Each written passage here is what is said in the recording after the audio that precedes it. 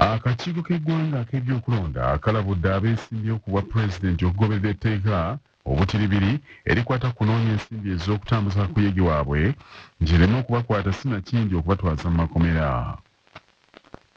Abamu ku beesimbyewo okuli ow'ekibiina kya NUP Robert Kyagulanyi Ssentamu, owa Common Man's Party Mubaraka Munyagwa n'owa ANT General Mugisha Muntu baatandika kaweefube okunoonya ensimbi okutambuza kakuyege waabwe.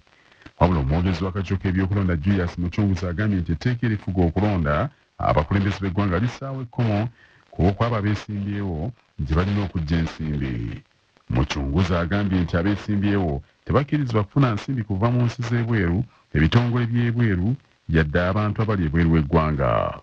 Oba ebitongole ebitakkirizibwa okuwaayo ssente ku kandidate n'omu. Etteeka ligamba nti abantu abo z'ensi ez'ebweru, foreign countries, oba ebitongole eby'ebweru, oba bannansi abantu abatali bannansi, foreigners. So ensi ez'ebweru, ebitongole eby'ebweru, abantu abagwira oba abatali bannansi, abo tebakkirizibwa kuwaayo ssente ku kandidate yenna eyeesimbyewo ku bwa pulezidenti okukozesa mu kampeyini. Etteeka eryo Mucunguzi agambye nti singa abeesimbyewo banaalemererwa okugoberera etteeka eryo banaabolekedde okusibwa wamu n'okutanzibwa sinakindi okukola ebibonerezo byombiriri.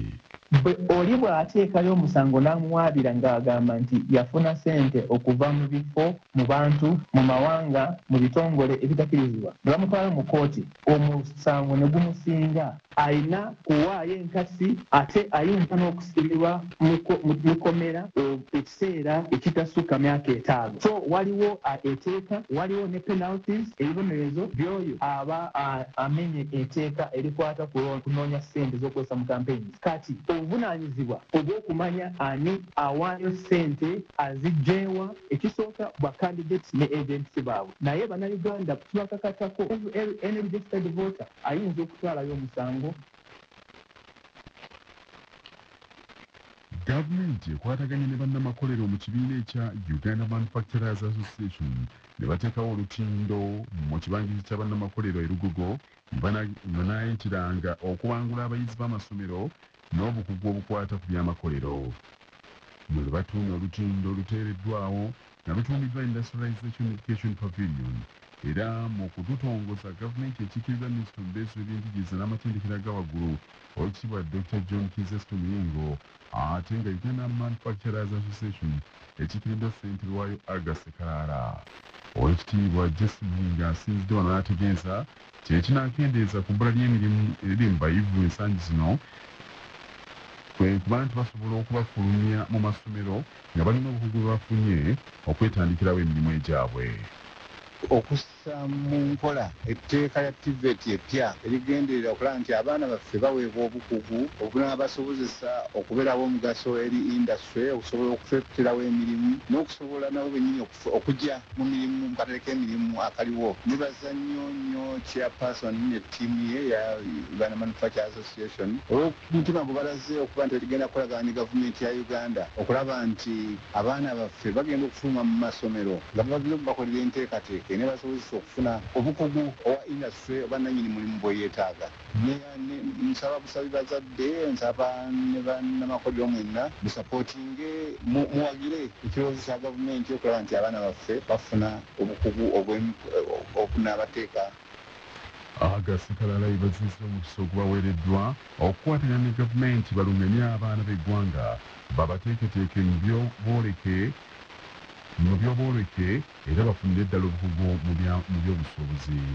Bonna be mulaba omuleso guno guleeta abayizi abasukka mu 5,000 nga bazze wano okulaba ebikolebwa mu Uganda n'awantu wonna okulaba abasuubuzi. Naye bwe bajja wano tuba twagala babeere nga bafunako nabo ekyokuyiga ekibakwatako. Waliwo amatendekero agabasomesa okubayigiriza emirimu egiyinza okukolebwa naffe okubaako bwe tubagunjulamu mu byabannamakolero ebiri eri abayizi. Era n'olwekyo twabateerawo paviliyoni eno babeere nga balina ekifo ekyabwe we bajja ne babuuza ebibuuzo ne babaako bwe bababangulamu mu by'okuyiga n'ensoma yaabwe babeere nga bamanya kiki ekiri mu makolero ekiyinza obbagasa mu biseera byabwe ebijja.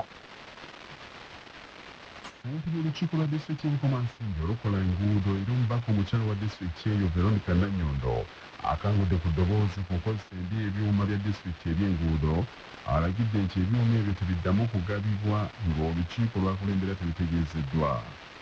Omubaka oyo Nannyondo abadde akubiriza olukiiko lw'ebyenguudo nga bayitaayita mu ngeri ezigenda okukolebwa abatuula ku lukiiko olwo ne bamutegeeza nti basongeddwamu ennwe n'ebikozesa embi ebyuma bya disitulikiti. Bagambye nti bufuddeko ssaabawolereza wa gavumenti Kireewa Kiwanuka yasinziira Kawooko mu disitulikiti y'Enkomansimbi n'agumbula engeri ya disitulikiti y'Enkomansimbi nti akozesa ebyuma bya disitulikiti eyo nga biganyira bannabyabufuzi abanoonya obululu olwo ne bafuukula enguudo za disitulikiti okulindirako abalonzi nti be bazikoze ng'ate disitulikiti ne gavumenti eziteekako ssente enkumi nnyo kwe kusaba kikolwe. Ensonga y'omubaka oyo Nannyondo ey'obutajaajaanya byuma bya disitulikiti naddala mu kiseera kino nga disitulikiti yatongozza okukola enguudo zaayo ewagiddwa omubaka wa Nkomansimbi South Salon Bethley Kayemba Solo nga naye atuula ku lukiiko olwo nga ssente wa disitulikiti eyo Fred Nyembe Kayiira naye memba ku lukiiko lw'enguudo olusaba ssente baggwamboola ey'omu kitundu ekyo bonna bakiwagidde. Oluvannyuma omubaka Nannyondo babaka banne ne ssente wa disitulikiti bakakasizza enguudo 8 ezigenda okukolebwa okwetooloola disitulikiti yonna nga kweza enguudo 7 zakukolebwa ku nsimbi ya Kawumbi Kalamba ababaka ba paalamenti ke basaka mu gavumenti ate oluguudo lumu lukolebwe ku nsimbi eziva mu kitavu ky'ebyenguudo ekya Uganda Road Fund. Enguudo zibakasizza okukolebwa kuliko oluva ekyojja okuyitira ekinyamenvu okutuuka ekagologolo, oluguudo luva envuulire okuyitira ekiteebo okutuukira ddala Embaale, oluva ebutenga Kabijji ne lugwa ekyakamunya, waliwo oluva ekigungumika okuyita ekyansi okuwa ekinyamenvu n'endala.